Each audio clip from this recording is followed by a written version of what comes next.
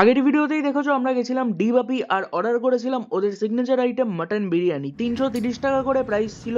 Mutton customisable, যেরকম piece চাইবে তেমনই তোমাকে দেওয়ার চেষ্টা করবে। আমি নিয়েছিলাম এরকম সিনার পিস, একদম পুরো থলথলে চর্বিওয়ালা। মাটনটা যেরকম তুলতুলে ছিল, আলুটাও তেমনই ভালো ছিল।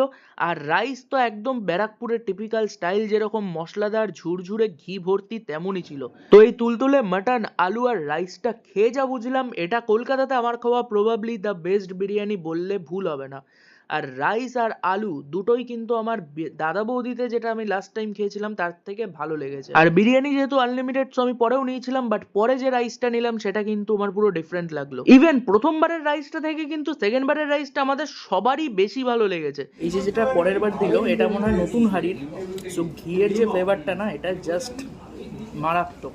আর হ্যাঁ, এখন কিন্তু আমাদের হোয়াটসঅ্যাপেও চ্যানেল আছে, ভিডিও ডিসক্রিপশনে লিঙ্ক থেকে তাড়াতাড়ি জয়েন হয়ে যাও, অনেক মজা হবে।